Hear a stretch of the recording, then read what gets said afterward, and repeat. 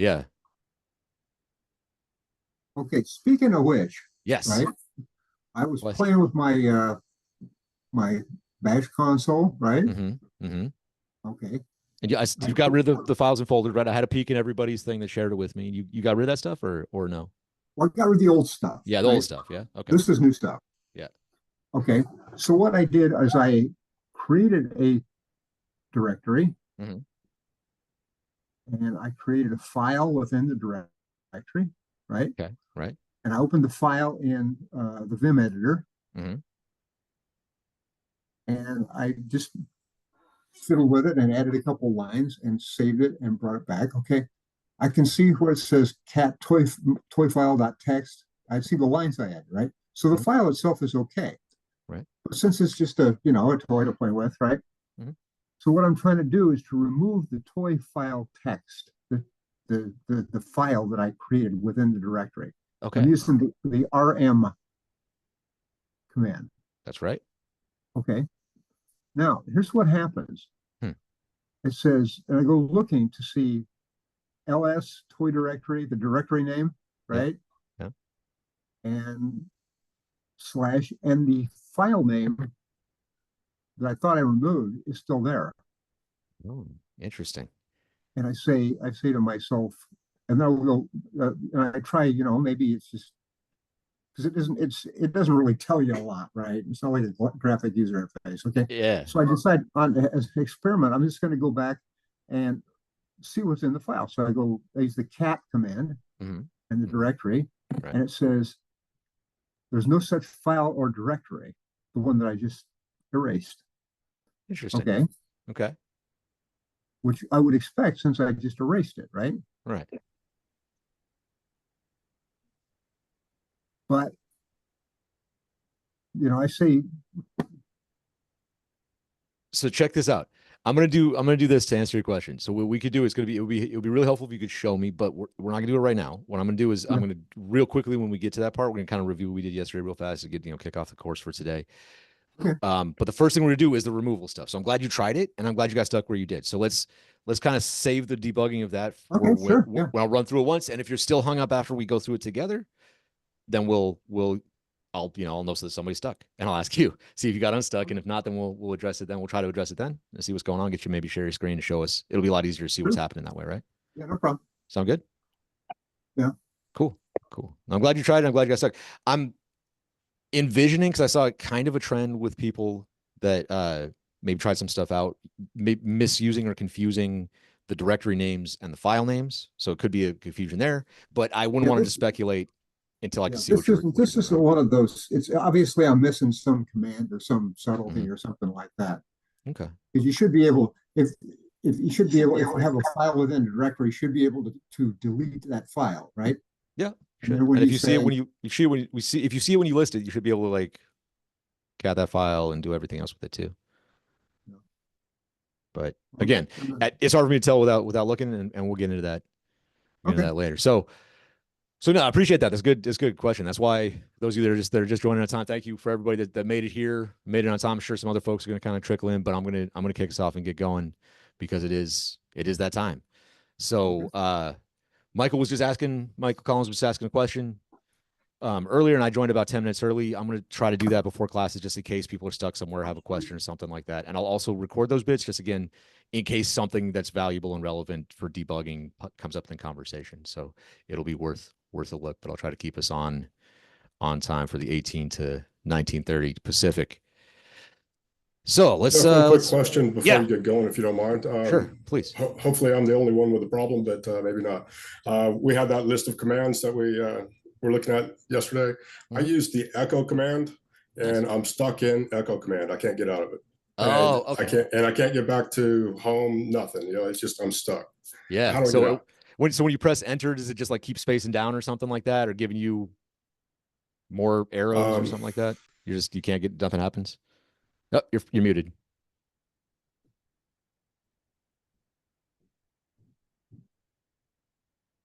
When I just hit enter or without making any entry, yeah, it doesn't do anything. It just goes down. Yeah. It's probably just expecting some kind of input. So the fastest way to get out is just hit Control C, and it's like going to cancel the whatever's running and kind of kill stuff that's happening right there, and see if that gives you control back in your console. It did. It Yes. did. Perfect. Cool. So Cool. that's Thank you. like the first bailout maneuver is Control C anytime that you're in a terminal, and then if you're way stuck and that doesn't work for whatever reason, and you manage to really get yourself jammed up, again, don't hesitate to back all the way out to the dashboard and just, you know, X out of that console entirely and kill it totally and start another one.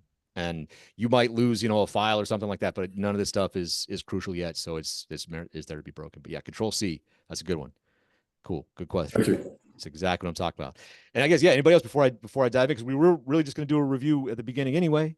So we could just do that now. Is there anybody else who's stuck on something that tried getting around on things yesterday? Anybody else that's stuck somewhere? Michael, we're going to get to you. Michael Collins, we're going to get to yours. We already mentioned. I got stuck on V. Okay. I went in there and I put in a V, Mhm. and I typed in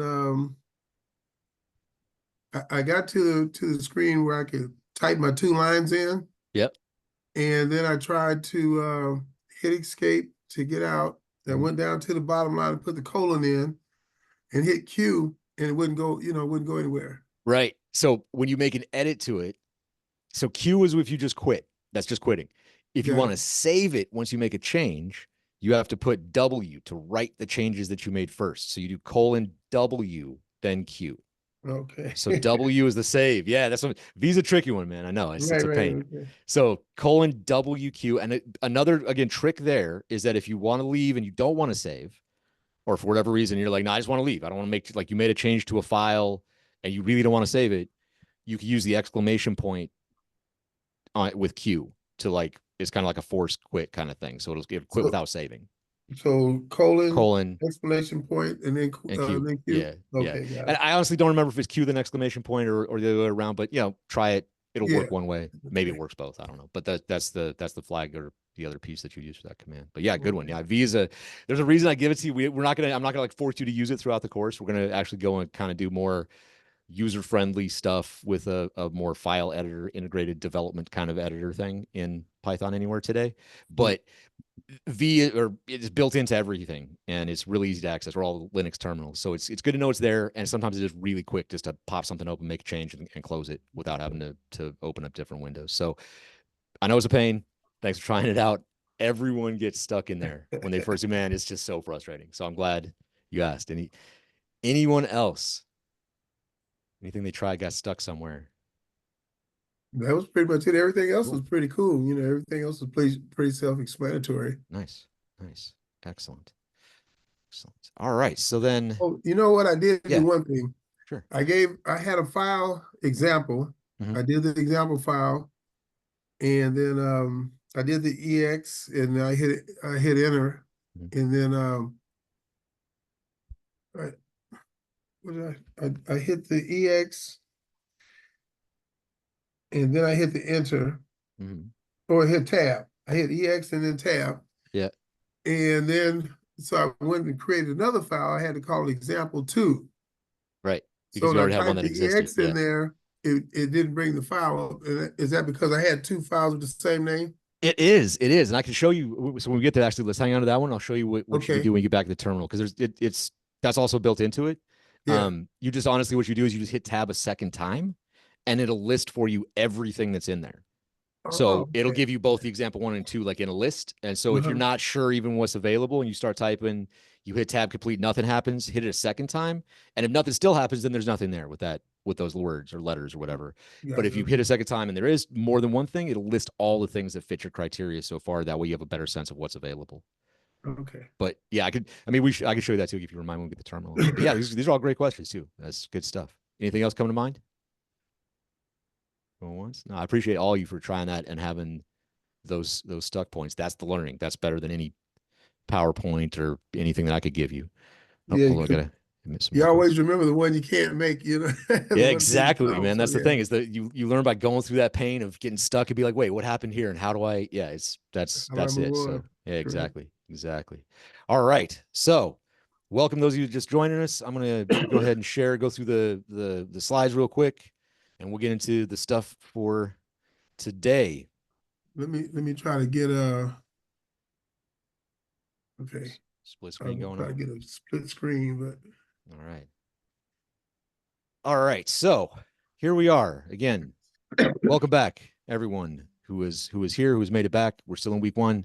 This is our foundations week where we're talking about the basics of things. We're on day 2 of the overall course. Intro to algorithms, applications, and programming basics for Python is what we're going to do today. That's a lot to cover in a day. You'll notice the theme that we are really running through a lot of stuff. So every topic that we cover is very, very deep, and we're barely skimming over the surface trying to get the most relevant pieces for you to be useful going on. So we did a review a little bit already, but I did want to highlight a couple of things that what our goals for day 1 were. The main one was to make sure that everyone was set up on Python Anywhere and had access to, this is a buzzword, if you're taking notes, keep track of this one, a virtual machine instance on a remote server. You now all have basic skills. If you're looking to list skills and things and talk about your technical knowledge, you know how to run a virtual machine, a VM, which as it's called in the jargon of the field, a Linux virtual machine on a remote server. That's what this Python Anywhere instance is. So whoever asked, Steve, might have been you, that I can't remember honestly, who asked a very good question about, what if this will help you get a job, or will you be able to get a job after this course? I don't guarantee anyone gets a job, but these are the specific skills like that if you know the jargon and you are actually doing it, you can say you have done these things and you say you're familiar with it, right? So you're not quite to the level of an admin. Again, treating this coding thing, programming, like a trade of any kind. You're at the very beginning level of it. You could do some file administration, but you're not a full-on administrator yet. right. But if you wanted to, you could dive into Linux and learn administration, and that's a whole thing. So that was our goal end of day 1. We definitely hit that. I was gonna ask if anybody had questions. I think we covered all the questions, but any questions about Well, I that? picked up the COBOL. I picked up a Python, the book for dummies. Nice. It kind of teaches a different thing. So I just, I'm looking at it as a reference, but I'm not trying to Perfect. start anything because it seems like it's going to be different. It's going to have a different, It is. same information, just a different way of getting to it. And I don't want to be confused right up front. That makes sense. And in the references, that's a good call. Thanks for bringing that up too. I encourage you to look at multiple sources, because today we're going to talk about Python and its syntax specifically, but this is not a Python course, right? So we're not, those of you who have done other programming languages, we're going to go into it, but again, nothing we do here is going to go to the full depth that any of these topics have, including Python itself, right? So Python is one of the tools we're going to use. It's the main language we're teaching and the main language we're going to use, but there's way more of it to learn. So I recommend, out of those free resources that we sent over, there's a free code camp at the very top. It's one of the best. They have small classes that are maybe 10, 15 minutes of hands-on practice for a specific thing. There's a scientific coding for Python or something. It'll give you lots of practice with the things that we're going to do today, with the variables and all the things we're going to talk about, the syntax today. And then also they have videos that with other explanations explaining the same thing, with people who are much better teachers than I am that can explain these things in better depth. So I encourage you to, between these classes, do those sorts of things. Read books like Python for Dummies, because it's going to be the same thing, right? I mean, hopefully I'm not going to be completely making stuff up and telling you a bunch of nonsense. Yeah. So go verify that and read somewhere else, and you'll see that it's roughly the same thing. Maybe there's some places that my explanation didn't make as much sense to you as someone else's. So there's no reason not to do those things. I think it's a great thing to do. Cool. Anything else? Anybody else? This is a good time for questions or any other comments or things you're stuck on. Anything? All right, cool. So let's dive into the topic today. So what we're going to do today is understanding algorithms. A really quick introduction to this. We're going to spend more time on algorithms deeply next week. Not deeply, again, nothing we're going to do super deep, but we're going to spend more time on them next week. And this is really just kind of define what they are and get a little conceptual hands-on. We're going to do a fun exercise with it, sort of before we get into the coding bit of things. Before we dive into this real fast, we're going to be talking about data a lot today. And one of the things I want to go before we move on is we talked about data yesterday. And it's a question I want to make sure that I pose to everyone, because we're going to talk about it at 3 major times throughout the course. And it means slightly different things each time. It's always related, but it's slightly different each time we talk about it. So who can recall the way we talked about data in day 1 and sort of what we said about it in broad terms?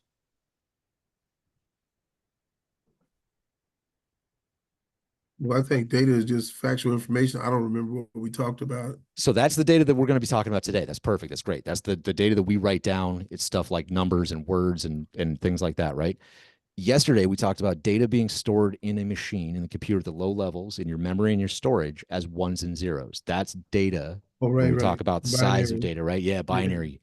And that 1 bit stored in a string of 8 bits is a byte, and we store things in bytes. That's data in that sense, right? So today we're going to be talking about the next step up in that. Remember that chart that I showed you with the human languages and computer languages?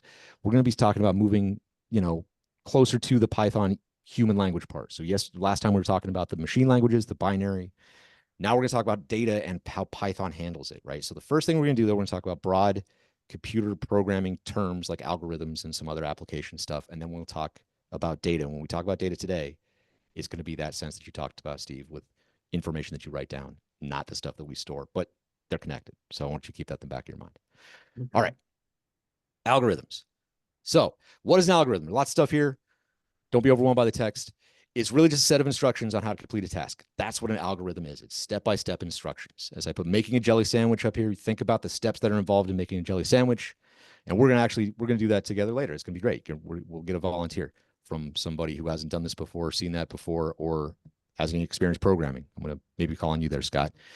All right. So the key characteristics of an algorithm, it's got to have finiteness. It's a certain number of steps. Doesn't go on forever. Each step of the algorithm has to be clearly defined on what it's doing. You're going to have inputs and outputs. We've talked about that before. Inputs and outputs are very important to keep track of. And then it has to be effective. There has to be something that the algorithm is doing, a problem specifically that it is solving, designed for purpose. It's not just kind of like spinning around and doing stuff for no reason. So this is an algorithm. Again, this is another term like data that I mentioned that we're going to talk about next week as being used in somewhat ambiguous ways depending on the context. So when we talk about algorithms as like there's some established ones that people choose, we'll get into those next week. This sense of it is a general term of like what an algorithm is. So it's these things, and we're going to start writing our own algorithms. You'll see what I'm talking about. So moving on, that's the whole intro to algorithms for now. We'll get into practice with it in a second. Now I want to go through defining these terms a little bit before we get to our practical application and sort of what these things are and what we are saying when we talk about these terms. So first, an application, a definition. What is an application? We mentioned Tuesday that all the things that run inside of an operating system are applications, things like Zoom or the web browser that you're on, or all those things are applications. But kind of a more formal definition is a program or piece of software designed for a particular purpose of a user, right? So a user doesn't have to be a human. It often is, but a user could be some other machine that interfaces with it, another program, something like that. The idea is that it's a particular purpose being served by your application. It can be very simple. I listed Hello World application. Anybody who's done coding before, who has done any tutorials before online, almost always starts with this Hello World application. It's just literally something that will print out Hello World to your standard output, the terminal that we've been working in. We're going to do something similar with Python today to go through the mechanics of Python. But again, they can go very complex. So all the applications that we use, Google and everything, those are all applications. Now they can be run again inside an operating system, but they can be run from anywhere. They'll be initialized and kicked off in a number of places. So directly from the command lines where we're going to be starting our applications and running those sorts of things. And this is going to be the same process that we do when we develop all sorts of things. So the way that we're going to do it today, the end of today, is having a functioning application running from a command line that's written in Python. I just want to show you how to get this. We're going to get there. We're going to get there soon. So conceptually, again, these shouldn't be totally new terms to anybody yet. There shouldn't be anything that you're lost on. Similar to debugging, this is something that's kind of common now to talk about. We all kind of know what a bug is, but it's a system error. It's a problem in the system. And there are several types of them. I listed a few here to call them out specifically. But yeah, no worries, Cody. I get you with the internet connection, man, being bad. So the errors that I listed here are like syntax, type errors, things like that. These first ones are listed because they're the kinds of things that are caught by the compiler or interpreter or whatever program is running it. So it's if you misspell something or mistype something according to the language you're using's syntax or rules of writing, which we're going to go through in Python. So if you break those rules in some way, you'll get these types of errors. If you use the wrong data type, which we'll be defining here shortly. If you don't know what a data type is, don't worry about it yet. We'll get to that today. But if you do the wrong things with the wrong type of data, you'll get those types of errors. So that's one set of errors. And those things are built in. Well, there are systems built into like Python and other compilers and interpreters in other languages that will catch these errors for you and tell you, say, hey, you wrote something wrong, you used the wrong type, or you try to do the wrong thing to the wrong type, or whatever the case may be. The next type of errors are logical errors. And these are the ones that there won't be anything that tells you what went wrong necessarily. This is the kind of thing where the application will compile and run, but it gives you bad results because the logic you built was wrong. So the computer's not going to tell you that anything went wrong. This is something that you have to figure out on your own was wrong based on the expected results and the actual results. But the main well, before I skip at the off by one error, I call that one specifically, especially for beginners, because we're going to see this soon. When we list things out, we start with the first item in that list is 0. It's not 1, 0. And so if there's 4 items in a list, the last thing in the list is 3, not 4. And so a lot of times when people are counting things and you're trying to keep track in your head how many things are in something, you'll be off by 1. Really common to do, very, very easy. It's especially when you're starting out. So I call it out as, particularly before we get into the data types and before we get into the Python specific stuff to let you know that it's something that happens. So, it's a little foreshadowing, I suppose. The main thing here to take away is that this is a systematic process. This is something that you should approach when you're doing an application, when you're writing an application and working on an application in a systematic way to find problems and deal with them. And one of the ways that you can do that is testing. It makes it way easier to identify bugs than just trying to write the code and run it and see if it works. It should be done continuously alongside the development process. And there are actual ways of approaching development called test-driven development and test-driven design that start with testing. So you start focused on inputs and outputs, and it forces you to focus on those things. So you worry less about your logic and you focus on what the input is going to be, and then what the expected output is, and then you start building functions that will create those things for you. And so that's kind of the test-driven. It's great. I've only done it once in a real project. It's kind of mind-bending, but it's really nice. So, sorry, somebody have a question, or they just background noise? Okay, no worries. And then I put at the bottom here, often neglected. That's it's not just me, but I am terrible about this. I'm absolutely guilty of neglecting the testing portion of things. I don't do it as much as I should, even though I know it makes things easier. So I will advise you hypocritically to do it, and I'm going to let you know it's here. We're going to spend a lot of time talking about testing specifically as a task, because next week when we start doing some things with algorithmic practice, solving problems, the tools we use for that and the platforms we use for that are going to have built-in testing, and you'll get to see this stuff. It'll be less conceptual and be more concrete. So I just want to kind of talk about it now, say these are things debugging and testing we're going to sort of do throughout as we make mistakes and as we build things. But we're not going to spend a lot of time talking about them. Be aware that these also are the sorts of things that could be entire fields of study on how you do tests. You could be an entire QA engineer and do just this.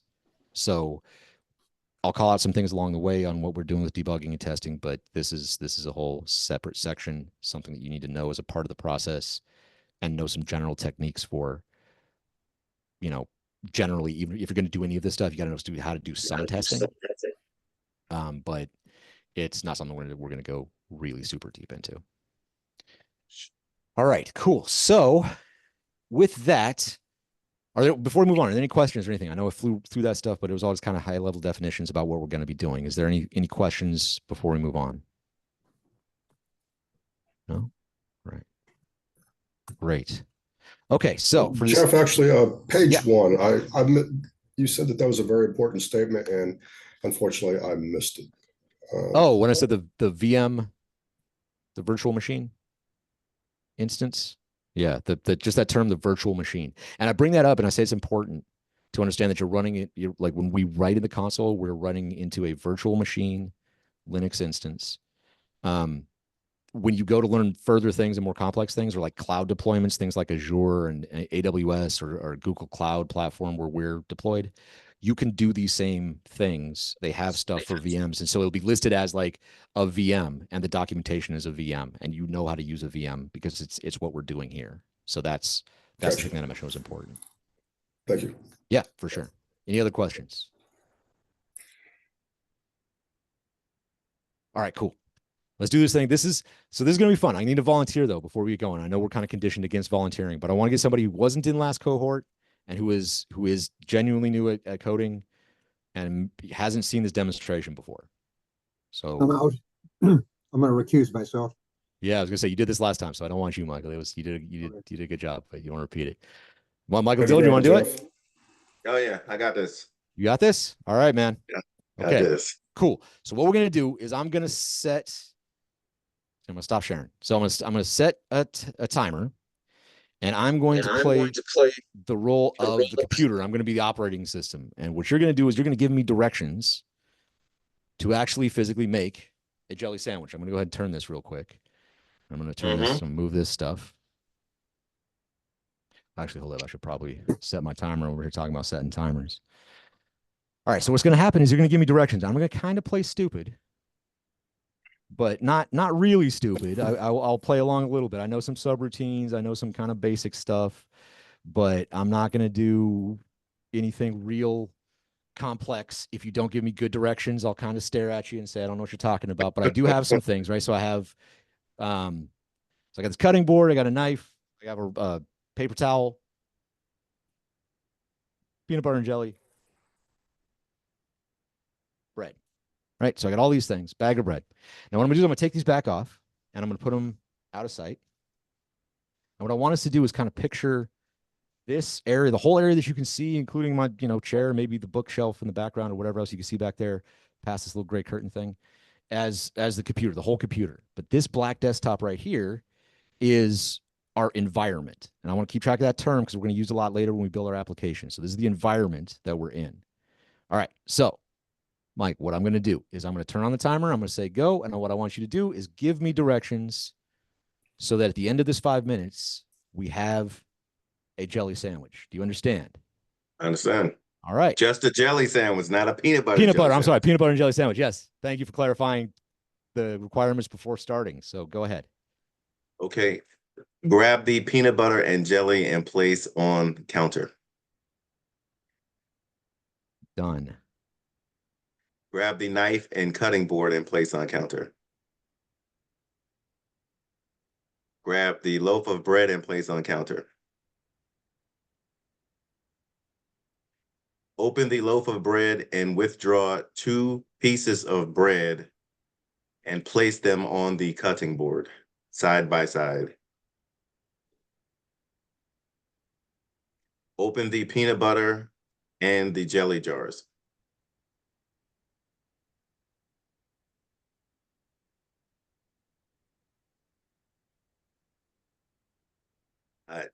Pick up the knife and stick it in the peanut butter.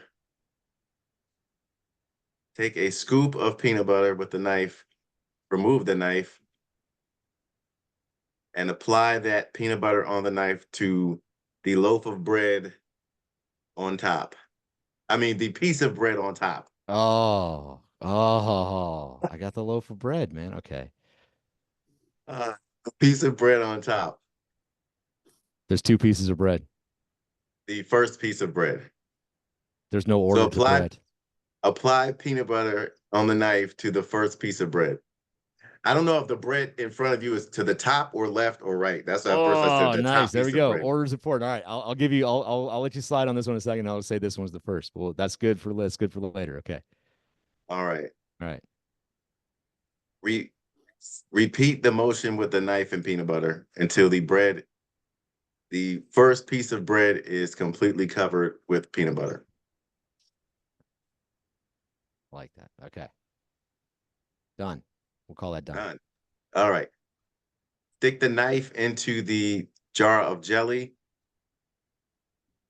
Scoop out jelly and put it on the second piece of bread. Spread on second piece of bread. Right. Repeat action until the second piece of bread is covered with jelly. Okay, done. All right. Set the knife down on the cutting board. Pick up the second piece of bread and put it on top of the first piece of bread.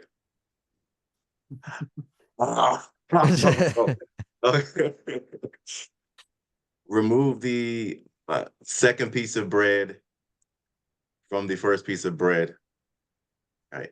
Flip the first piece of bread over on top of the second piece of bread. Okay. Place the bread on the cutting board. Pick up the knife and cut the sandwich in half. I love it. The sandwich in half step. All right. I'm gonna go ahead and just give you an easy time on that one too, and I'll do it the triangular way without asking them which way to do it. All right, But- set the knife down. You're finished. We're finished. Okay, great. Good job. Excellent. And you did it within time. So how everybody was watching, how do you do? Very well. Is there a sandwich? I've Do we seen have- that before, and it was a lot more difficult, but it was with kids though. So I Right. think- Yeah. Okay. It's a So lot is more this difficult when I did it last time. is this the result that we wanted? Is it the right result? It is. It is. Yeah. Okay. So we would say that was a successful algorithm. Yeah. Okay. Well, Cool. I would have measured the jelly and You would've peanut butter. measured? Okay. I was going to just ask like who's 2 ounces or 3 ounces or something like that. all right. Specific Yeah. quantities, right? Yeah, Okay. So and then like you said, then you put the two sides together, the peanut butter and jelly. I Mhm. would have flipped the peanut butter on top of the jelly or vice versa. So, Sure. but Okay. but he made it happen, And then, like Yeah. you said, the direction of the sandwich, cut the sandwich at a diagonal or Mhm. straight across rectangle. But Right. he got the sandwich made. Congratulations. Got a sandwich made. I agree. That's Yeah, that's yeah. good. What else? What else? If everybody else that didn't do it, what else would you have done differently or could have been done differently? Or what was missed? Like there was one mistake at least. Well, two where we put the peanut butter on the loaf of bread, and then the Yeah. not flipping over the bread when we're putting it together. But we fixed Yeah, those, corrected it. Those were little ones. Those little ones, yeah, they didn't derail anything. What else? What else was missed? Nothing major was missed. So, but I think he did a great job, man. That was amazing. Good job, was. Mr. You Dillon. know, you had a paper towel or something that you never used. yes, same. So similar things to last time. So I had a paper towel I showed at the beginning, and you cross contaminated. right. You took the peanut butter and stuck it in the jelly. So there's peanut butter in the jelly now. That's why I also use these little ones. So when I hate that. So I don't put peanut butter in my own jelly. I'm gonna throw these away. So it's not even in my house. No, I'm joking. But so that was one thing for sure. Yeah, that's another. Yeah, it's funny because Michael, you didn't do that either. So that's a Yeah. repeat. What else? And that's if we draw the analogy out again, it's a similar analogy to last time that if we think of this as the peanut butter and jelly as database or something like that, that we wouldn't want to be cross-contaminating, pulling data from one place to another and just randomly throwing it into another database and screwing up our Well, information. We didn't open the peanut butter or the jelly either. So we've been open the peanut butter container, open the jelly container. Yeah, he did that stuff. Yeah, he did those. He opened and closed Yeah, it. he opened them. But he didn't do what? Close it. He didn't close it. Right. Same thing with Cool. database connections. Same things. Yeah. Yeah. Yeah. Same thing. So every time you interact with a real database and things like that, you want to close that connection. And so yeah, you close it up and you want to clean up your workspace. So you pronounce it done, and this place was a mess. I'm wiping myself down still. No, but it's so there's no, again, great job overall, but there's always so that's another example. There's always another way to do it, some other approaches. You could have completely just emptied both the jars. There's all kinds of ways you could have done it, right? So you did a way that was successful. There's some tweaking that could have been done, but that's an algorithm. That's it. So that's really fundamentally what I wanted to show with that. So thank you for playing along. Thanks for the sandwich. Awesome. Thank you. I'm gonna eat that afterwards, and it'll be delicious. Now I want a peanut butter and jelly Yeah, sandwich. right? This is I'm sure everybody wants a snack. I was going to say it's Hungry. probably a terrible time to let you know that I didn't really plan a specific break into the rest of the classes. So if you need to take a break or something to go make your own sandwich, knock yourself out. Go ahead and do that. We're not going to full on stop for anything. But we are going to jump now into the hands-on portion. We're going to start talking about Python specifically. So we covered some definitions of applications and sort of talk about what they are as these ethereal things, but now we're going to actually start writing one. But we have to go through the syntax a little bit first and talk about what it is that Python does when you're doing things and how to write stuff in Python. So 1 second. Get myself set back up over here. All right, so I can keep eye on the time. And everyone else, if you're going to follow along, I really highly recommend you do. Again, it's not required if it's fast or those sorts of things during class to write with me. you don't absolutely have to, but it's the best way to practice. So, get yourself set up with split screens or whatever you need to do.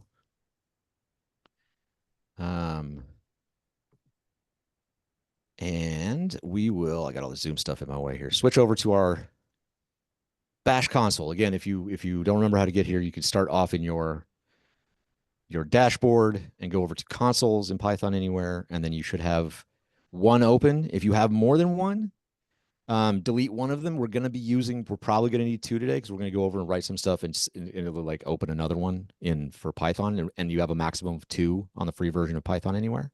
So if in your set of consoles you have more than one, now would be an okay time to delete one, but you could do it whenever. We're going to go back into our Bash console at first. So if you have none and you haven't done these yet, again, up by other, open a Bash console to start a new one, and we're gonna hop in. So this is the Bash console again. I believe I can make this larger so we can really see. So there's our UTC time, and our tilde shows us we're our home directory, and our $, it says we have control of our terminal. So last time we talked about a few basic commands like ls to show us what's in there. We created some directories, some files. Now, I wanted to point out a few things I noticed with folks when they were making directories. They were confusing file names and directory names. So this right here with the .txt, that's a file. We don't put those dot extensions on directories. We can. A computer will still use that as a directory. A computer doesn't really care. So the thing that we're always going to be making choices between is computer versus human readability. So we think back to that chart I showed you about the binary and the language and Python being close to human, far from machine. You are at all times dealing with the readability of things for machines and humans. So file names and directory names usually are following standards that are human readable, and the machine doesn't really care, but it does treat them differently. So it'll let you make a directory called newfile.txt. You should not do that though. If you make a directory with a text file extension, then humans are going to be confused that they'll think it's a file that they're going to try to open, and that won't work. So take note of your names of things. I left you with a request to go look up some stuff. Oh, actually, I'm sorry. To Steve, you had a question about seeing what's available. Here's the example we had. mkdir was the example of making things. Let's say you forgot that command. You just remember it was mk something. You can hit tab, and it gives you a little warning sound that says, hey, there's either nothing or more than one thing. And if I hit tab a second time, it'll list every command that starts with mk. So there's all these things in here. I think somebody was talking about make file last time, but anyway, this will give you everything and you can look through it. And it's similarly with file names in your thing. So if you have two example, like example 2, example 3, whatever the case may be, you type in ex, hit tab, then hit tab again, and it'll give you the full list and take you back here so you can choose the one you want. So I'm going to show that quickly and I'm going to clear it out. And then the other thing I want to show is how to remove and get rid of things. That was a task that I kind of challenged everyone with to figure out for yourself. And I know Michael Collins, you said you got stuck on this. So let's see if we can go through getting unstuck. So the main things that I wanted you, the 2 commands I told you that I wanted you to try using were rmdir to remove directories and rm to remove files. So I'm going to show you the difference. So again, let's refresh our memory on what's in my directory right now. I'm in my home directory. I've got the example directory. This right here, this is a directory, and I have the new file.txt. Now inside the example directory, so I do ls example, the name of the directory that I want to list. I'm not going anywhere, but I'm going to see what's inside of that. This shows me what's inside of the example directory, and I have a text file in there too. So I have a file in the directory I'm in and a file in the directory below the one that I'm in. All right, so let's remove some stuff. So first I'm going to remove files. So I'm going to use rm. And I'm just going to put in the name of the file that I want to get rid of. So if I want to get rid of this new file here, I just put in new file. I could equally, if I wanted to get rid of the test.txt file, I'd put in the full path to it. So the directory name and the file name. So you could delete files anywhere in your structure. You don't have to be in that directory as a working directory. But I'm going to get rid of this new file. Like that. So I'm going to rm, name of file I want to remove. And it won't tell me that I did it. It won't give me warnings. It won't give me confirmation, nothing. And it's done. That's it. I can't undo that. It's gone forever. Unless you're some kind of forensics expert, you can't get it back. So be very, very, very certain you want to delete things. It's not like dragging and dropping it into the trash. You can pull it out again. It's gone. So to prove that, I'm going to do ls and show you that I no longer have this new file that was listed up here. I just have example in my README. Even it just selects everything. So that's how you remove a file. Now, the other one that I showed you, or I told you to look at, was rmdir. I said there's a catch to this one, though. So this is removing directories. So I'm going to remove my example directory and see what happens. It's going to fail me. Womp womp. So it will not remove a directory that has something in it. And if you recall, this directory is not empty. It has things in it. So this is a fail safe to make sure that you don't just destroy directories. It will work. Here, I'm going to make a directory real fast. I'll call it empty. So I'm making a directory using makedir, mkdir space, and then just a name of any kind that I like. And then I'll show that I have it. So I've got this empty directory there alongside example. And I'm just going to do rm dir to remove dir, and I'll do empty because it's going to get rid of that thing that I just made. So if you're following along, you could call it whatever you like to make it, but then rmdir, and now it's going to be gone. Same thing, no warnings, no heads up, no confirmation, and it is off my list. It no longer exists. So rmdir only works on empty directories. So what does that mean? How do you get rid of full directories? And the reason I'm even showing you how to do this is once we get down to the end of the course and you're pulling in people's what's called GitHub or Git repositories, it's huge projects, tons of directories that could be gigabytes worth of information. You don't want to store all those on your computer all the time or in your Python Anywhere instance all the time. You have limited space. So you're going to want to throw things out every now and then. And you're not going to want to do it manually, and you're not going to want to have to throw out each individual file and then throw out the folders or the directories. So what we do is we use RM, thing we use for files, we use that for directories that are full as well. But we give it a flag. This is one particular flag is the letter R, lowercase r. This stands for recursive. So recursive, which I'm going to just, I won't spell it out just to confuse you here, but it's a great concept. We'll talk about it next week. It's one of my favorite kind of nerdy things. But basically what it means is it just keeps doing this command until it hits the end of a folder. So it's going to go into the directory that you give it. We're going to give it a directory here instead of a file name. I'm going to give it the directory name example. And it's going to go into that directory and it's going to delete every file that's in it and every directory that's in it all the way down to the bottom until there's nothing there. And then it's going to go to the top and then delete the directory itself. So Wow. This is how you get rid of full directories. So when I hit this, it's going to do the same thing. It's just going to destroy it, not tell me anything, not give me any warnings. And now if I list it, I'm back to just having the readme.txt and that's it. So it's gone. So the way that you get rid of empty folders and directories and have that fail safe in there to make sure you don't throw out something that you thought was empty and it's not, use rmdir. It's safer. It has at least that stop that will not destroy the files that are inside of it. If you're sure you want to get rid of stuff, use the rm command with the recursive flag. Recursion, again, it's hard for me not to dive into talking about recursion because it's such a cool idea, but we'll leave that alone. So any questions about those commands? Michael, did that solve your problem? I'm thinking, because I'm thinking where I put, No,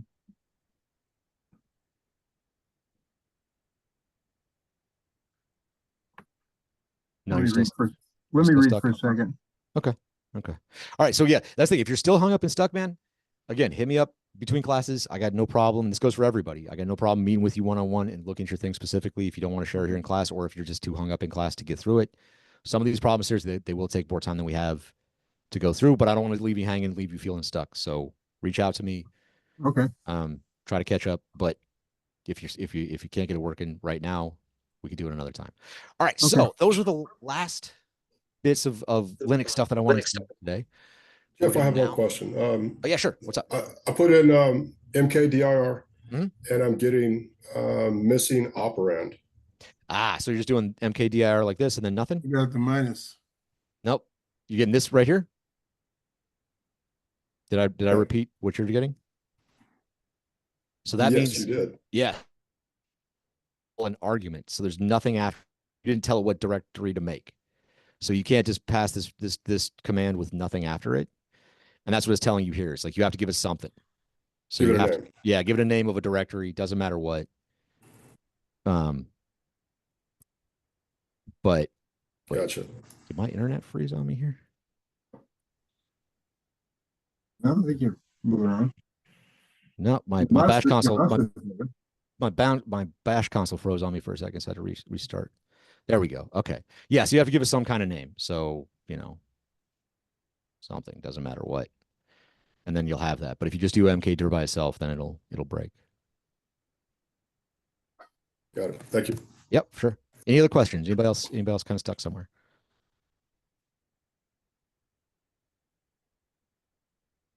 So you should be able to remove a single file using just the RM command, right? Yep, that's what it's for. Yep, with no flags, just RM by itself. And then also, yeah, all right. I don't want to get sidetracked into doing too many. Like I keep thinking of other Linux tricks that'll make things quicker or helpful, but we're gonna leave those. We leave those for now. But yes, RM is for removing files. Okay. First and foremost. I'll try this again a little later and see if I can, because I'm sure it's something simple. Okay, cool. But yeah, again, let me know if you're totally jammed up and it's not working. We'll figure it out. Okay. All right. So we're going to shift gears now into the Python portion. We're going to start talking about Python. We're going to go through the data types is where we're going to start. So we mentioned a little bit earlier that data in the context that we're talking about now is the kind of stuff that we write down. So we'll go through those first. But first, we need to get into a place where we're writing in Python, because right now we're in the Linux terminal.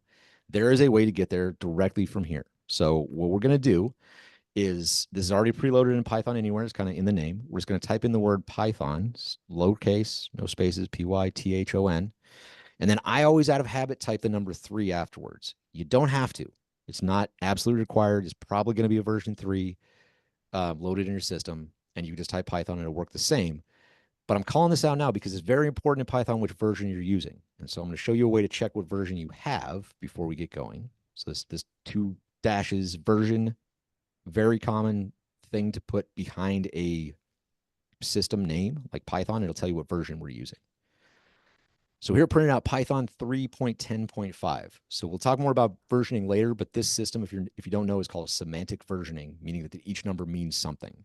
So the first number is the major release, then the minor release, then the patch release. So the 3 is the major release, and all 3 versions of things will work together, more or less.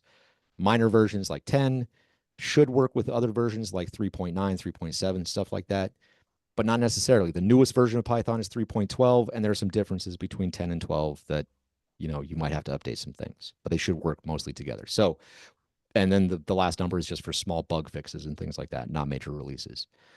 That's real quick versioning. We'll talk more about it when we get to version control systems. But this is one of the things that we usually do to make sure you have Python in your system, because if you do this Python dash version on your home computer and it doesn't give you this that says a version, you don't have Python. So this is a good thing to start before you decide you're going to do a whole bunch of Python developing. Make sure you've got Python. So in a place like Python Anywhere, we don't have to worry about that. It's there, but this is how you would check, right? So let's get to accessing Python itself. In a very similar fashion, we're just going to type in the word Python. I'm going to put 3 because it's a habit. I was coding since 2, so I think we should just do it. So Python 3, and I'm going to hit enter. Nothing else. No spaces. No arguments. Nothing. And it's going to spit out this to me. It's going to give me again the version, so it knows what version I have, and then some other information and tell me I could do some stuff. And then it's going to give me these 3 little greater than signs. That's telling me that I'm not in my bash terminal anymore with the tilde and the $sign. I am now in what's called a Python interactive shell. That means that the commands we've used up to now will not work. Things like mkdir and rm, that stuff doesn't work anymore. We're disconnected from that. We're inside of a different environment, like we did on the desktop here making the sandwich. So inside this environment, we don't have access to everything that's outside of the environment. In here, we're writing in Python. So if I try to do one of those commands like mkdir, it's going to say, I don't know what that is. It's going to give me a name error. So there's one of those errors that we talked about. That means that this thing, mkdir, doesn't exist in the environment we're in. So how do we make things exist? We'll get to that. Let's start with, like I mentioned, the data types. So every language that you use is going to have to deal with things like numbers and words and the information that we as humans write down. So Python is no exception. You can type in integers, all the numbers 0 to 9, directly into Python as they are, and Python understands them. So I just hit an 8 and then enter, and it just says, yeah, cool, 8. I know what that is. That's an 8. This is called an integer literal. The other way numbers can be stored are called floating point numbers or floats. And that's anything with a decimal. So, you do 1.6. Similarly, there it is. You could do all the mathematical operations that you normally do, the simple arithmetic kind of stuff. You can add, you can add things together. You can subtract by just doing that. And simple math is easy. You can multiply with the asterisk symbol. And you can divide with a slash. But you notice I divided two integers and it gave me a float. So this is important. These are two different data types. They are different. So you can add integers and floats. I could do things like 8 plus, 9.4, and it'll give me 17.4. That's cool. But as you saw, when I divided two integers, it gave me back a float. Now, those behave differently in programs as well. So if you want to make sure that you get an integer back, there's something called floor division that will give you an integer back. It'll just round off that floating point stuff and just give you the integer itself. That's handy to know. It's good. It's good to have. That's called floor. Yeah, floor division. So floor divide. So it's just two division signs, so two slashes. Hold on, let's see. Make this a little bigger, probably. Oh, and sorry, real quick, another thing as a caveat, I can't clear the screen like I have been in the Python inner shell. So it's going to be at the very bottom corner. There's not much I could do about that for you. So I can make it bigger, but I can't really adjust where it is. So hopefully everyone can see those things well enough. I got it. All right. So if I couldn't help but notice you put a space between each character, and on accident I didn't, and it worked. Yes. Is there a reason why you do that?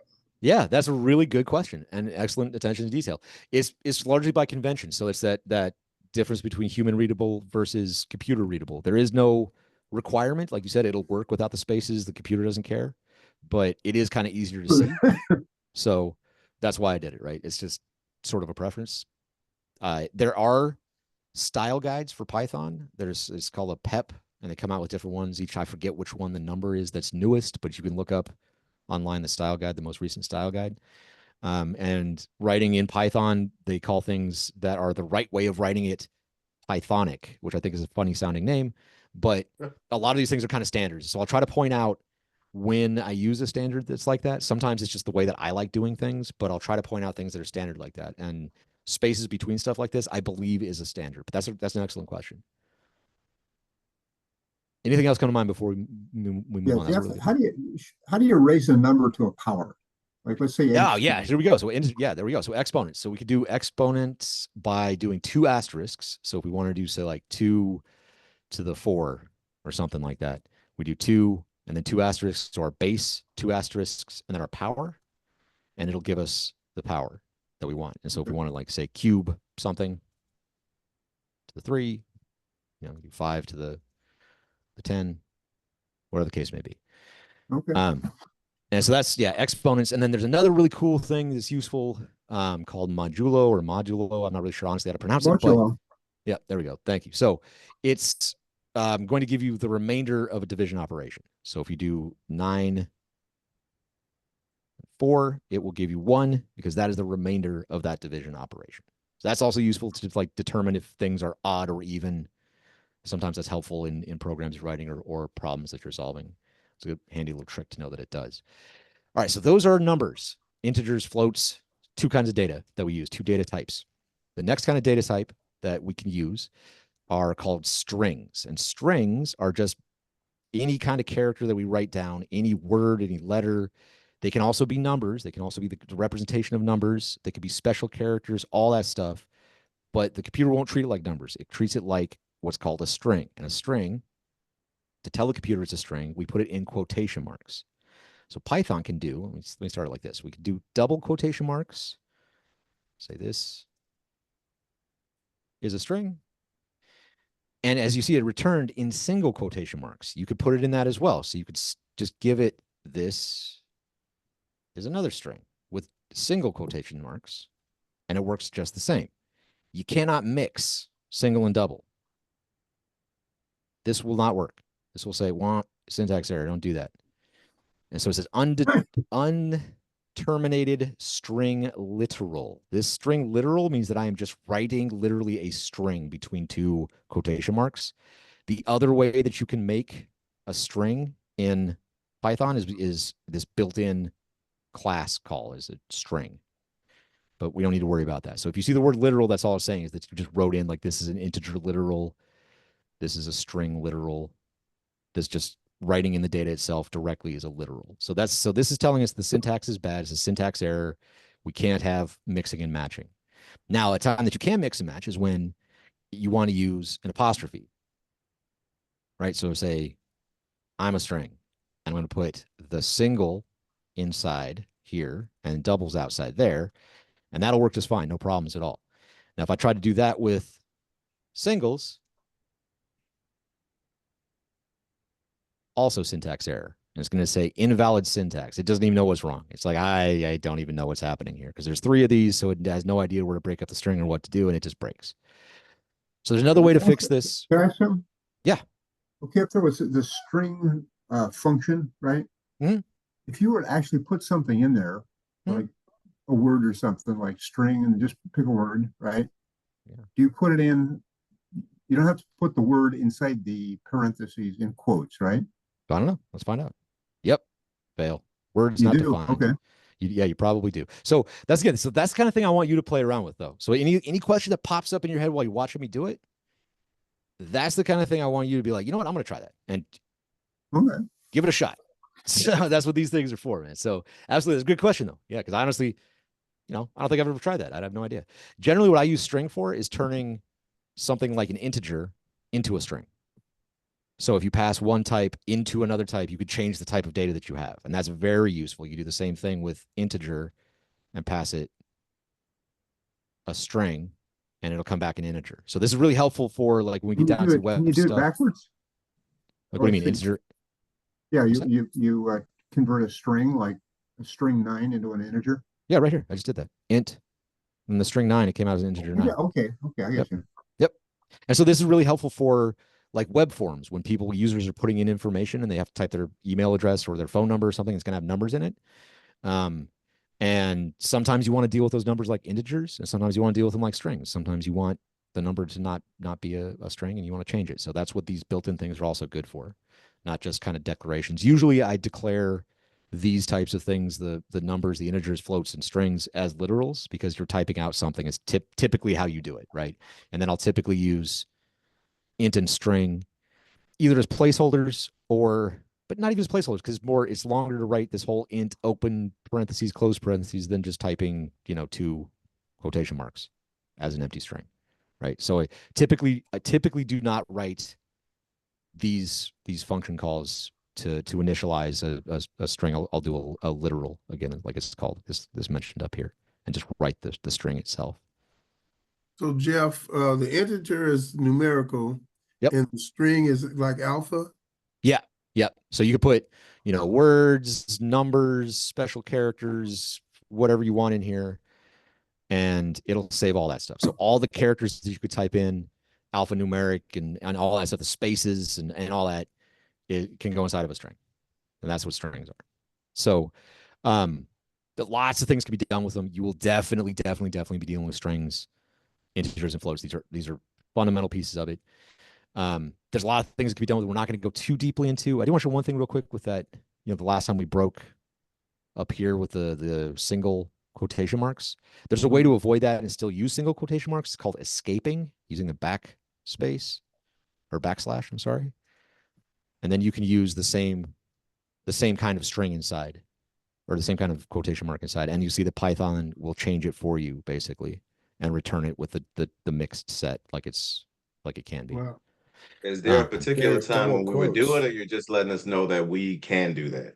There are some times when you're going to use this escape thing to escape other reserved characters or special things that might be. So it's good to know that this is a trick that's possible. This particular scenario, probably not. You should just use double quotations yourself.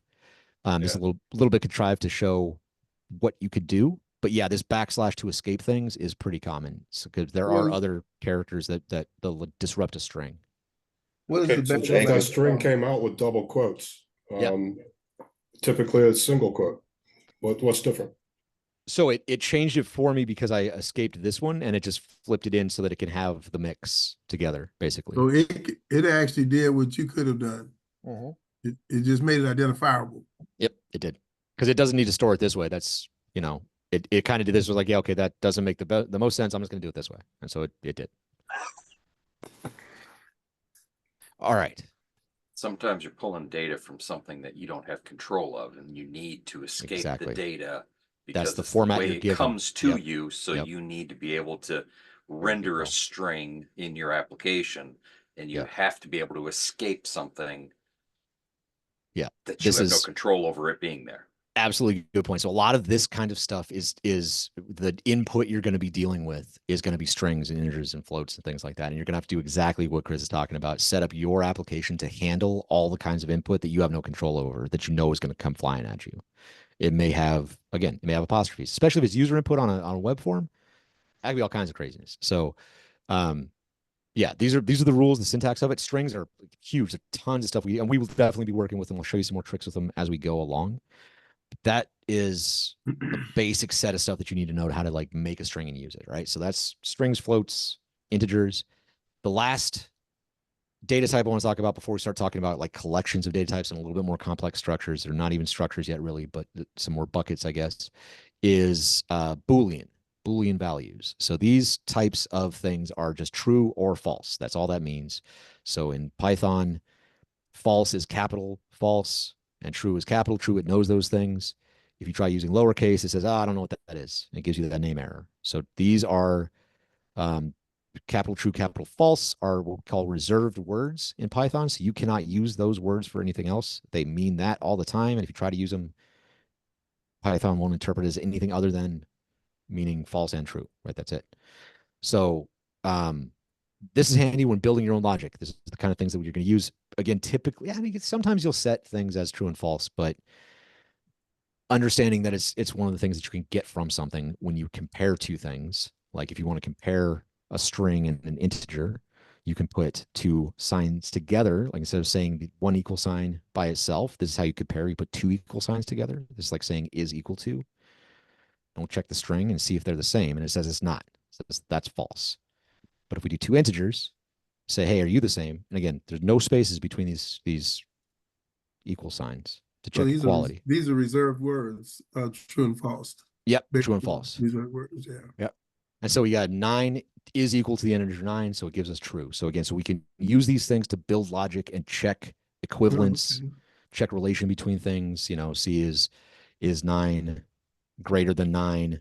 It's not. You know, is 9 greater than or equal to 9? It is, right? So all those sorts of things, this is how you do it. These kind of comparison operators we're going to use these to build logic later when we talk about control structures and logical control structures. But this piece, I started showing you the comparisons specifically because the next thing we're going to talk about is variables. Now, variables, just that.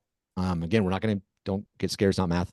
But similarly, it is just a name. It is the same thing as a math term. It's just a name that you give something and store one of these bits of data, these types of data inside of that. So variables will hold integers, they'll hold floats, they'll hold all the other data types that we're going to talk about can be stored in a variable. And the way we do variables is we just type the name. There's no crazy anything that we have to tell Python that's going to be a variable. We just type the name as a word. There are conventions involved and there are some rules. So there are reserved words that we talked about. Like I can't make a variable called false because that's a reserved word. I can't use some things like in or if or things like that. We'll talk about those sometimes. So you can't use reserved words. There's a small set of those. You can't start with a number. So you can't start things with like a 1 or something like that, but you can end with a number. So you could do like variable 1 or something like that, or variable _1 is more Pythonic way of doing it. If you have multiple words, like if you want to do my and variable, you don't put spaces between them. You can either put an underscore variable, which is kind of the preferred method, or you could do what's called camel case and have no space, but just capitalize the second word and say my variable. So these are all how you come up with a name. You just create a name that isn't a reserved word. It could be whatever you like. It could be a single letter. A lot of times people just do like A or X or something like that. And what you do once you've declared it, this is called declaring your variable. You set the name and then you set its value. So this symbol by itself, again, we put two of these together, and this meant checking equivalence. This is saying is, 9, this is a statement here that says 9 is equal to the string 9. And Python says, no, it's not. This is not equivalence. This is saying is. This is the setting the value. And what we're doing here is we're naming space in memory. So we're taking, again, think back to the data, the bits and bytes. We're setting aside some of those, and we're saying this space is called A. And this space is going to contain whatever we want. And now we have that in there. So if we want to draw that number again, it's in our memory. It's there. So we can say A, it'll give us 9. So if we do anything with A, so we do A plus 5, it does the same things that you would do with the value that's inside of A. So again, you could store strings. So if I make B the string 9, then I could do the things that we did before with the checking comparison and see if A is equal to B. We know it's not because they're strings. So we can, store full words and all sorts of things in there, right? So this is what variables are. You can make them whatever name you like within a few small constraints, and they're made to store other data types. Yeah. Questions? Yeah. So when you did A is whatever, like the A is the equal sign 9. When you hit enter, yours came up A. No, Like it came up enter with nothing. Sorry. Here, let me do it again. Oh, it came up with nothing. Okay, because that's what mine did. I thought it was wrong. Okay. Yeah, no. I typed A again just this is like referencing A once I already set it. So this line I set it, and then nothing happens, and then this line I reference it and call A, and it just comes back with 9. Got it. So it doesn't always confirm what you've done. You just have to know that you did it. Yep. And then go in there, and then so this, and actually when you put A in there was verifying that it actually did what you wanted it to. Yep. Exactly. That was your test. That was my test. Got exactly. it. Okay. I was looking inside that variable to make sure that it did take it the way I wanted it to, and it was set the way I wanted it to be set. Very good. Wow. Yeah. Cool. Jeff, not sure if you're going to get Flagrantly into this, wrong, but how not do if you're kind of wrong. Yeah, exactly. Sorry, what was that? It tells you if you're flagrantly wrong, but not kind of wrong. Yeah, right. Gotcha, Chris.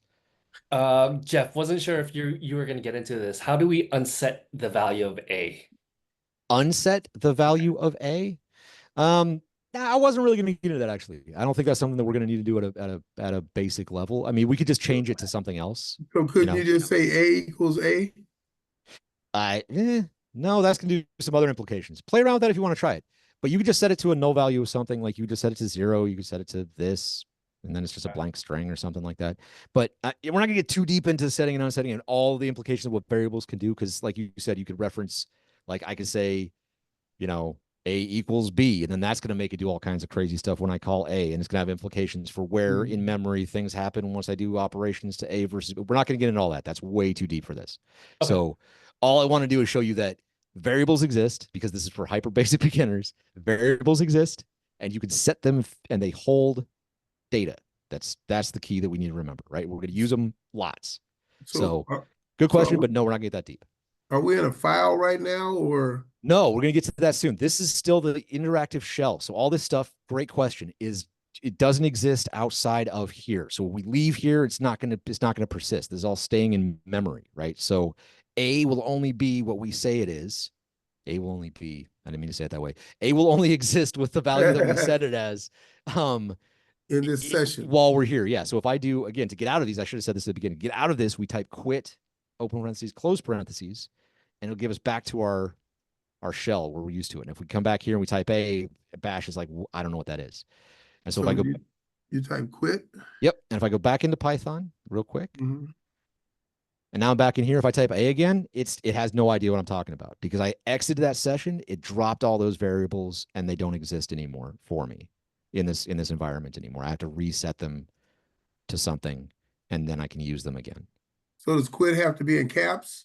Nope. All lowercase, and then it's open and close parentheses, because this is actually a function. It's a built-in function in Python. There's lots of built-in functions, and we should be ending the day with functions today and writing our own function. But that's kind of the first hint at one. But that's how you get out of this once you're in it. So when I type in quit, open and close parentheses, I went back to the. What is the first? It wasn't Python. Nope, the bash shell. The bash. Yep. Okay. Yep. So when I type quit Python, I quit Python and went back to bash. Mm-hmm. Okay. And then to get back into Python, you just type Python again or Python 3. You're right. Got it. Cool. All right. And this So is Bash. everybody with me so far? Have I managed to lose everyone, or I think we're good? No? All right. No, That's yeah. cool. So now this is Python. All right. So the next data types that we want to talk about are further kind of collections. So variables are a named space in memory. That's a key thing to remember about them. We're just labeling something in memory and setting aside some space, and we're keeping it there. The next things we're going to talk about are collections of data. So these are things that we could put variables into. We could put literals into it. We could do all kinds of things with them. The first, there's 4 we're going to talk about. 2 of them we don't use very often, especially when we're starting out. So I'll just sort of mention them that they exist, but I don't want to get wrapped around the axle on what they do or what they are. The first one is called a tuple. It's a funny sounding word, T-U-P-L-E. And those are just things in parentheses. So we said we have our A variable. Oh, we don't have an A variable. I forgot I exited and came back in. So we have A equals 9. We have B equals the string 9, and then we'll say C is, declare it is Something else, right? So it's some other things. Now I have these 3 things. So if I type A, comma, B, comma, C, Python is going to put those into what's called a tuple. And it's this open, closed parentheses by itself. So I'm just showing you what this is to show you that it exists. It's not typical that you use these, especially when you're starting. You don't frequently assign and start with a tuple to do anything with them. And the reason being is they're what's called immutable. They do not change. So if you set a tuple like this one, if I made a variable, D equals this tuple A, B, and C, cool, we have it, but then it doesn't change. So if I do anything to this, I can't change the values in there. I'll just be making other copies of the tuples and stuff like that. So there are reasons to use them. They do exist. You'll see them. Not frequent that you're going to use them, especially getting going. So just be aware that they exist. Remember that they do not change, and they are ordered. That's the other thing you got to remember. They're in an order. So every time you reference these, they will be in this order. 9, string 9, and then something else will always be in that order. So that means we can reference them by index. So each of these has an index. It's an integer telling you what place it's in. This is what I talked about before with a 0 error. You got a question, Steve? Yeah. What does the comma do? The comma connects them, or very good. It separates them. It tells you that the end of one value is here, and the next piece of data that's stored in this tuple is after the comma. So that's the commas do this, separate each piece of it. So this, you can have tuples inside of tuples. You can have other data types inside of these things, and the commas separate each data point piece. That answers the question. So indexing. So these are 0 index. The first thing in a tuple is 0. So if I want to get the thing out of it that is the first thing in it, I type the name of the tuple, D, and then I do open square brackets, and then the index number of the thing that I want. So 0 if I want the first one, and it'll give me the integer 9. If I want the last one, again, remember 0 index. This is the 9, the off by 1 error. If I put in, there's 3 things in there, and I put it in a 3, it'll say index is out of range because there are not 0 through 2. 0 through 2, exactly. So Right. D2 is the last index. There's other ways to get to the end of things. You can put in, pretty sure this works with tuples. It works with lists for sure. Let's see if it works with tuples. You put in a -1, and it'll just automatically give you the end of the list. That's handy. Okay. You can check the length of these things with built-in things like lang, stuff like that, but we'll get into that stuff later. Again, tuples are not typically used. So those aspects of calling an index are true of all ordered things. So tuples are ordered. The other things that are ordered we'll talk about in a minute. Well, actually, right now, they're called lists. Lists are things that you will use all the time. You got to know lists. We'll use them just tons. And it's definitely worth knowing. Super cool, really flexible. They're written inside of square brackets. So I'm going to give just like an example. I used the same data before. So if you did this last time with me, it'll be the same thing. I'm going to call this kids list. I'm going to put the names of my kids in here. And this is similarly going to be separated by commas. So it's square brackets that contain this. So I'm going to put in my opening, closing, and each data point is whatever data you want. It could be, again, strings, numbers. It could be tuples. It could be lists, but they're separated by commas. So I'm going to put in all strings in this example, and it's just going to be my kids' names this time. And I got a bunch of kids, so maybe I should have given you a break. I'm joking. I got 4 kids, so there we go. All right, so that's a kids list. Now what I'm going to do is same thing. It's 0 indexed, so I can do, I can get my index 2 child, and as you see, it's the third one on the list. There you go, and it gives me the name, the thing that's in that position. Now, lists like tuples are ordered, but they are changeable. They're mutable, and that's one of the reasons they're going to use them a lot more, is because you can add things to this list. You could take things from this list. So if I wanted to add, say, my brother's kids or something and put my nieces and nephews in here, I could add their names to this list. We're not going to go into the functions of that. That's going to be for later on how to do that.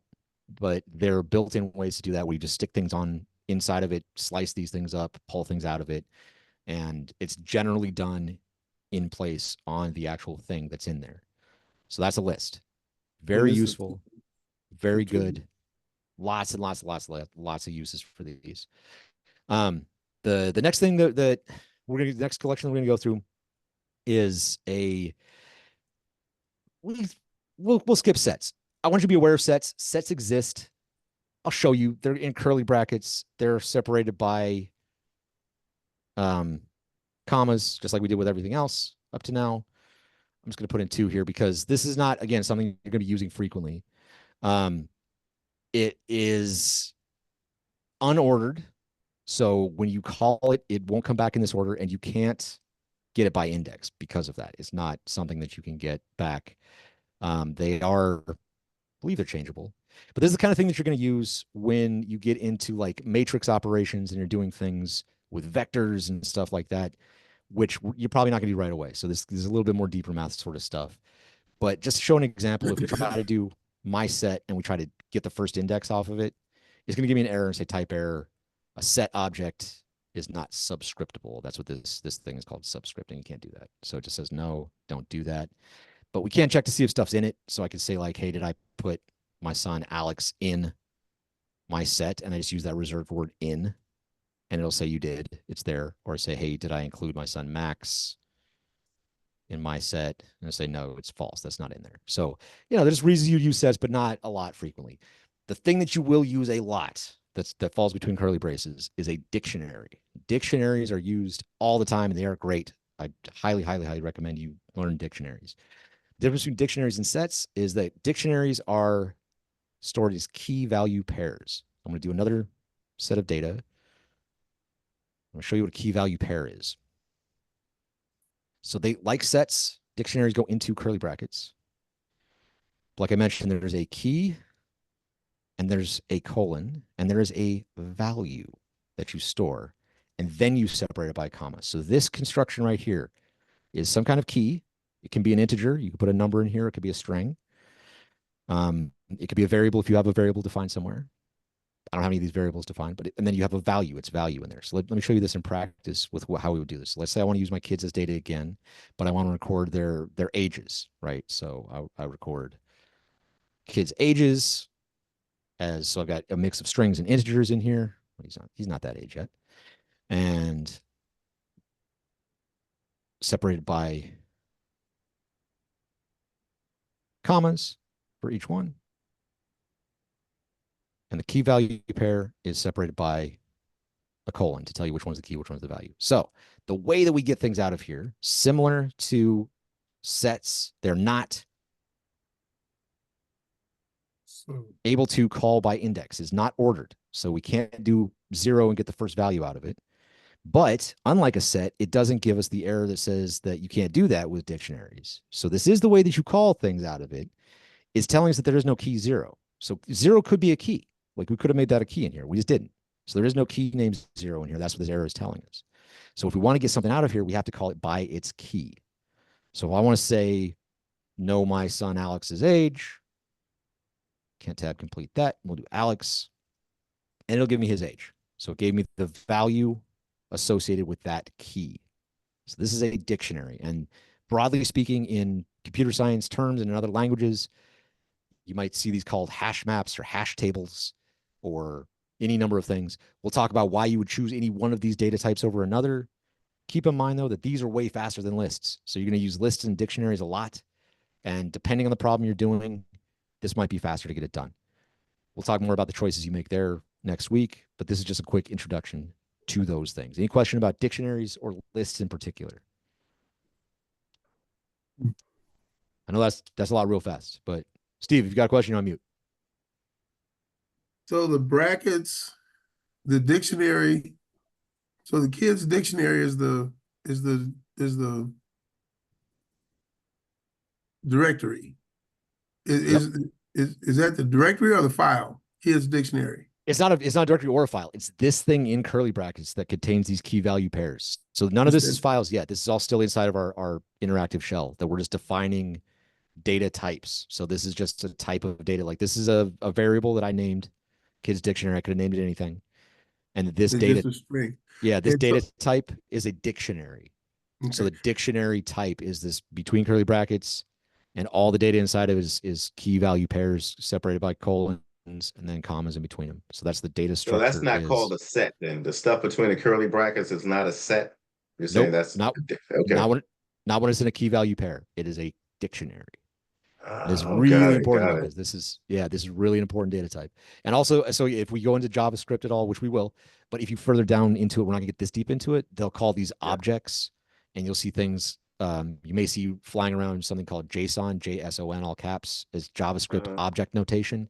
It's the same thing as key value pairs. It's a very common way to store data because the values can be other dictionaries. They can be lists, they could be sets, they could be tuples, they could be all. So this could be huge amounts of data stored inside of a dictionary, just like nested inside of itself over and over again. But these are the fundamental part to understand here is that they're stored in key value pairs. That is the most important thing to remember, is that you have a key and you have a value, and it has to have both of those. All right. So where did we get Alex's age from? Was it the brackets or the colon? So that's when we called it to get it. What this does right here is it says, go into this dictionary and find this key. And so it finds this key and it gives us back its value. So the key is Alex. So I said, hey, this is the key I want. And it will return to me the value associated with that key.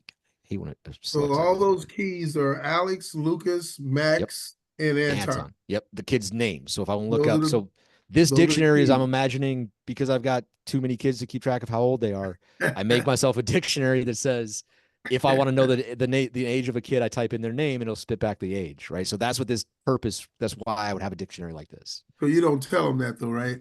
No, I just, type this in real quick and I'm like, hey, you're about to be 8, Yeah. Okay. All right, cool. So, all right, we're going to press on because we got about 10 minutes left. And the last bits we want to do for the last data type, is called functions. And these are like everything we've done. So variables and stuff like that. These are kind of like nouns in a language. Functions are the action words that make stuff happen. So it's a little bit more to do. And I want to move out of here and make these into a file. So I've been talking about how all applications and everything we run are files and directories. So we're going to start doing that today and do some running functions out of files and directories. So this Python shell thing is great to tap things out, practice, play around, get a feel for what these things are and how Python operates and the syntax of it. And it's great when you get down working on projects as well to quickly try something out, see how something works or whatever the case may be. But you don't do a lot of like complicated work in here because again, it doesn't last. So we're going to exit again by doing quit, open parentheses, close parentheses. We'll go back to our bash console. So I cleared it up. So we got a clean slate to start with. And we're going to start by making a file. And then we're going to go into and edit that file. So you could do this any number of ways. We could do it in V like we had before, but I'm going to spare everybody that headache. There was a reason that we went through that hassle now in the beginning. And if you like doing it in V, please do. But we can also use the GUI that's built into Python Anywhere. If we go over to this hamburger menu and choose files, it's the third option in the dropdown. And it's okay, just leave the bash console. That's fine. We can just leave that. All right, so we go into files. And then in our files, we see our structure here. It's all our hidden everything. This is like if we did ls-a. And right here where it says files, there's a little entry thing. And we can put in stuff in here and make a new file. So I'm going to make a new file right here, just in the directory I'm in. This is in we can look up here at what path we're at, what directory we're in. We're just in the home directory where the tilde would be normally. And I'm going to make a file called main.py. And this is a convention to call it main. When you do an application of any kind, a lot of times the primary file that's in there. It'll have a bunch of files, but the main one that's in there that has the starting point of your code is going to be called main. The .py is to let you know that that is a Python file. So py is the extension that you use for Python files. And when I type in that name, main.py, I'm going to hit new file, and it should take me to that file directly. And it's also going to start a console down in the bottom.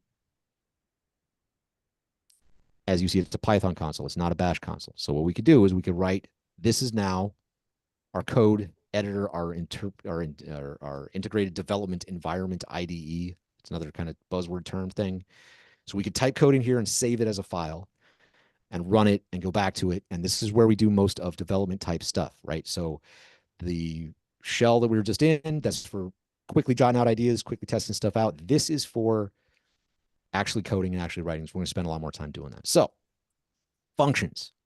Functions, like I said, are verbs. Let's talk about doing functions. Let's define a function, the mechanics of it. First thing we do is we write in the word def, and actually, make this larger like I have before. So def is short for define, definition, and then we just give it a name. It's all lowercase, again, def, all lowercase, and then we're going to give it a name. So we're going to call this function like we call the file. We're going to call it main, and there's some conventions for why we do that. The convention for naming functions, they should be lowercase. We should follow the same sort of things we did with variables. You can do them camel case, or you could do them with the underscore. Underscore is preferred, but can't start with numbers, that kind of stuff. And they should, again, lowercase. So when we get to classes later, we'll do uppercase with those. And then to define the function, we're going to do open parentheses, close parentheses. This is where inputs would go. We're not going to put any inputs in this function right now. There's going to be a no input, zero input function. And then we're going to type a colon. Now, this colon is one of the things that signals to the interpreter that a code block is to follow, and it expects that code block to be indented. You see that my cursor is now moved over. Python needs 4 spaces of indentation inside of a code block to know that this is the definition of our function, that the function, this code here, is not to be considered associated with the next code unless it's indented. So that 4 spaces of indentation is very important. You can use your tab key if you're writing this manually to do an indentation, or you can use spaces to do the indentation, but you can't mix them. So if you do tabs on one line and then spaces on the next, you'll break it, and it'll tell you, mix of tabs and spaces, and fixing that is so annoying. So keep in mind which one you use. That's a kind of big argument around with people on which one to use. There are reasons to use spaces. It's preferred. So if you're going to decide on one, use spaces. It's recommended. But just be aware of that. Python needs you to tab over or to indent your blocks 4 spaces. Does it identify where those mistakes are? Yeah, and those are the kind of things like syntax errors that when you try to run it, it'll say, inconsistent use of tabs and spaces, and it'll tell you which line, and it'll show you where it goes wrong. So, yeah, good question. But that's the kind of thing. That's at runtime or when it's compiled is when they'll catch those errors. So Jeff, I don't know. I didn't see how you got there. Sure. If you go to files. Okay, go back to files. Yep. And you just make a new file, right? So I just made a new file by typing main.py up here in the files thing. Okay. And as soon as I hit new file button, it takes me automatically to this screen. Just pulls you right in there. I'm there, but I don't have the split screen. I did the same thing. Oh, it didn't run your thing automatically. That's okay. So the first time you hit run up here, it'll open this down here. That's right. If it's just a white screen, don't worry about it. I'm not honestly sure why it opened up my interpreter for me. I guess I must have done that. So I hit the run button and say console limit reached. Yeah, so you have to close one of your other consoles on the console tab. You can only have 2. That's what I was saying before. You have to have a space for one. This is now the time that we have to. Sorry, I should have reminded you before we got here. You have to have space for one because you're limited to 2. So if you get that same thing that Steve just got that says console limit reached, when you get to this point, go back to your console screen and delete one of them. Right? Okay, so you know what? I don't know if is it counting you as one? It shouldn't, no. But I'm gonna press on, man. We only got a couple of minutes, so go ahead. Good. Try to get. If you're totally stuck though, I'll hang out with you and we'll figure it out. But let me try to knock this last little bit. All right. So every function has to have some kind of what's called a return. So the anatomy of function, the syntax of a function is you could put all kinds of stuff like the math that we did and all the other things we did with stuff. You could put that in here, but it ultimately should return something. The word return is what tells us what it will return. And so our main function, since we're doing a hello world app, is just going to be the string hello world. And we'll be excited about that because we like that.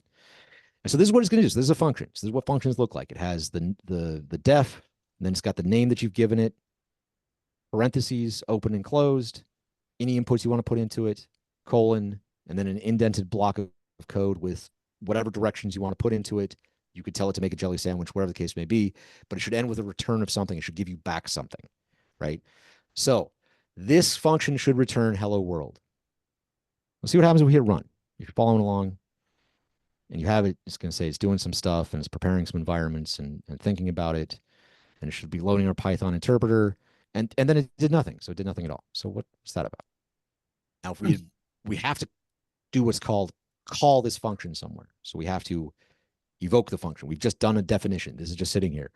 So the way the interpreter reads this, it's called a sequential control structure.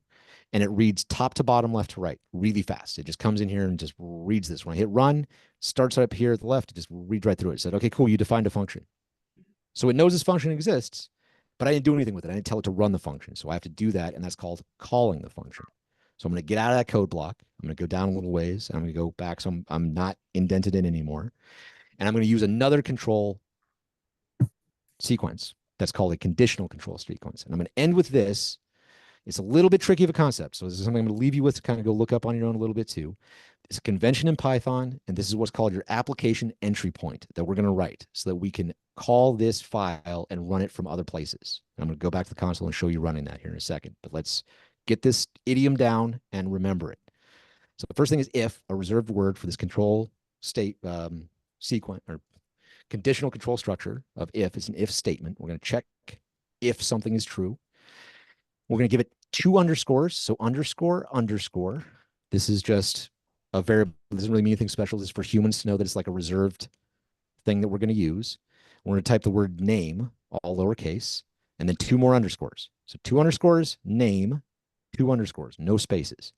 So if 2 underscores name, 2 underscores is equal to, so the equality checking, 2 equal signs. And then we're going to give it a string. So open quotations, 2 underscores again, same as reserved. And we're going to say main and 2 underscores and close our string, colon. All right.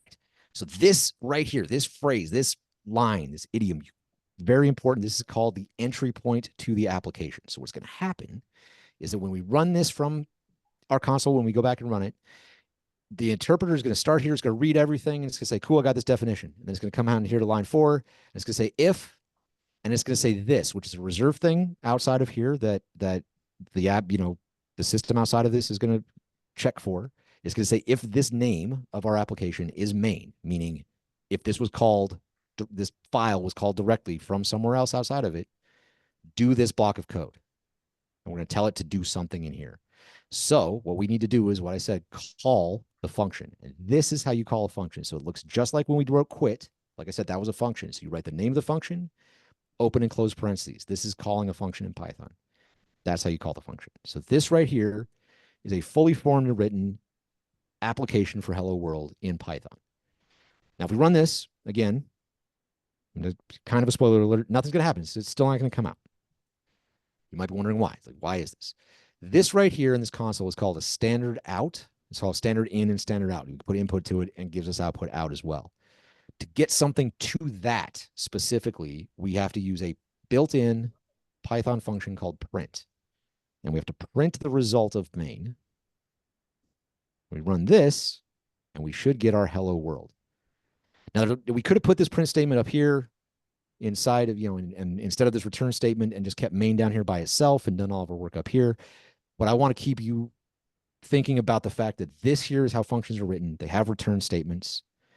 And that inside of this block of code is where things happen when your application runs from some other place. I'm going to show you that very fast in the bash console that I was in before. So I'm going to go over my consoles. And I'm in my home directory. I see that I have that main.py file here. And the way I do it is I'm going to do Python 3 like I did to enter the shell, except I'm going to do space. And I'm going to say main.py. So I just write the name of that file. And it will run the code that's in that file.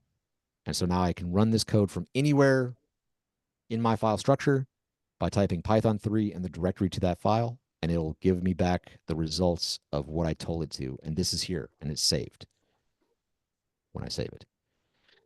And so now we come back here and make more changes and further develop this. But this is the fully formed basic application that I wanted to get to by the end of the stage, a couple of minutes over. But does this all make sense so far on what we did to get to this point? Anybody have questions about this? Yeah, it makes sense. Okay. How do you retain it all so quickly? Repetitions, man. It's like, dude, I was terrible at Repetition, pull-ups practice, until I did a study. million of them. You know, it's the same. Just do it a bunch. Just do it a bunch. And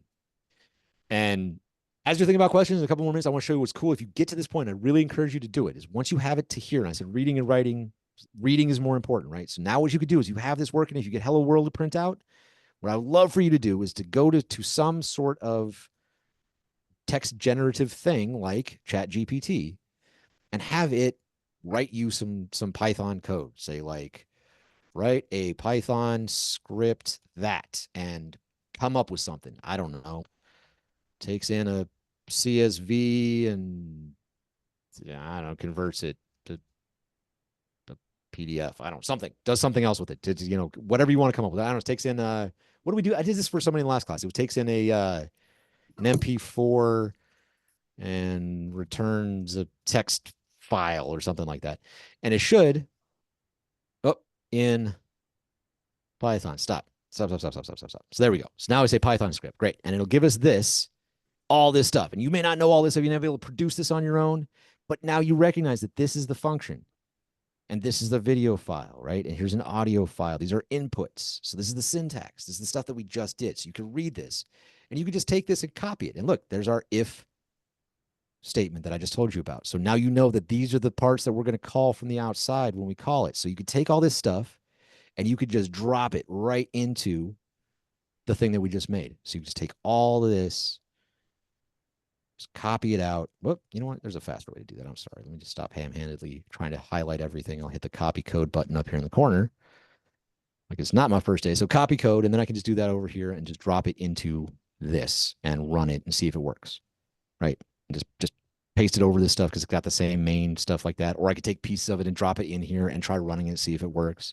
So now that you can read the syntax, you don't have to be able to remember everything about or know everything about to run something like this. If you can get it to run at this basic level where you can give it the command Python 3 from another directory and get it to give you hello world, you can then use these text generative things to give you more complex scripts, paste them into the framework that you have, run them, see if they work, see if the output's what you expect, and play with this and really, really dig into it. What was the initial command that you put in ChatGPT? Write a Python. Yeah, just write a Python script. Right. So just like write a Python script that, and then whatever you want. Whatever you want to do. Like, you know, I can't, you know, I'm kind of drawing a blank. I thought I have some more creative at this point, but I think I'm running out of gas. So, but this is what I wanted to show you by the end of today was that you can leverage these sorts of tools to give you text, you know, give you the pieces you need. And all you got to be able to do is read it, right? So now with just what we've covered, you say, all right, cool, this is a function. I know that this is telling me that this is the name of the function. I know these are the inputs. This is a variable. This is saying that, you know, it's doing some stuff. Maybe you don't know what these things are exactly, but it doesn't matter. You know that it's setting this variable. You know that it's doing some stuff with it. These are comments. It does a good job of commenting. And so this code won't run. It's just like for explanatory things for humans to read. So it's telling you what each step is doing.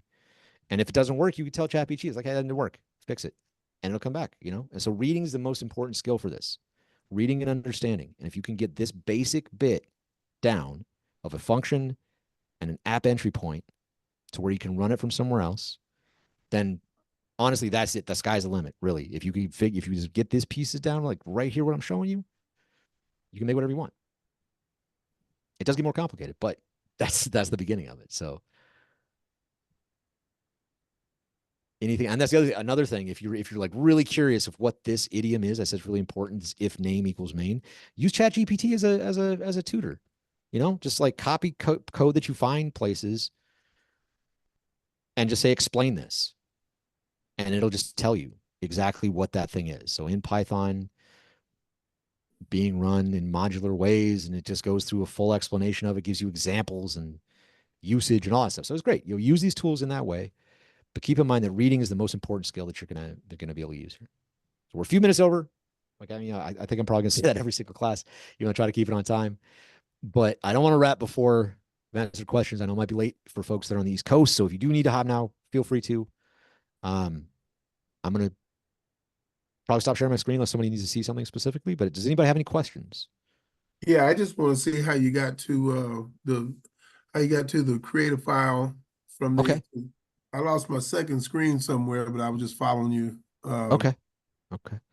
Yeah, cool. So I'll do. So if you go back to Go to the console. go to files, not console, Files, okay. files, right? And then there will be some input things where you can make directories. And then since I'm zoomed in, I scroll down and make files. Got it. Okay. Right. And then you just enter the name of the file you want to make. So I already did main. So main, yeah. yeah. So we want to do main and then just .py. So you do main.py. And then you hit the new file button and it'll take you right there. So if I do, like another script.py and hit new file, it'll just take me straight there. So now what I needed to do was hit the run button. No, you before you run anything, you should write some code first. I mean, you can't hit the run button. There's just nothing to run. It'll open the console down at the bottom, but there won't be anything to run for it. Won't be nothing So, to run, right? yeah. Okay. And I think so, like I did with this one, when I go into this, now that I have two consoles open, it just doesn't. It won't run automatically. So it just kind of does a split screen if there's no console down here. So All right, because you got the two screens. Okay, well, I'm going to practice that. That's what I'll Yeah. be doing. So yes, absolutely. So the next between now and Tuesday, you guys, there's good 4 days. Right. Lots of time. Play with these things. Get to this point. Try it out. Try writing your own scripts. Break it a lot. Definitely look into the free Code Camp resources. It's one of the best things. There's good books in there as well, like written explanations if you want to read some stuff down in those resources. But I recommend the free Code Camp. Like Python is for everybody. YouTube channel, if you want to listen to it, explains a lot of the same things and even more in depth about the syntax, the way stuff works, very, very accessibly. So, made for everyone really to learn it. And those small, like practicing Python in that free Code Camp site itself, because it's like 15-minute, 10-minute exercises that you do. And you get used to stuff like setting variables and making functions and stuff like Is that. there a Rico site? Free Code Camp. It's in the free Free Code resources. Camp, Yeah, gotcha. it's like the first resources listed in the free resources list that we sent out, and it's pinned in Discord. So Okay. definitely that, and play with this and hit me up with questions. Reach out with questions if you get stuck along the way. I will be available. Any other questions now? Again, I know we're continuing to go, but anything else now?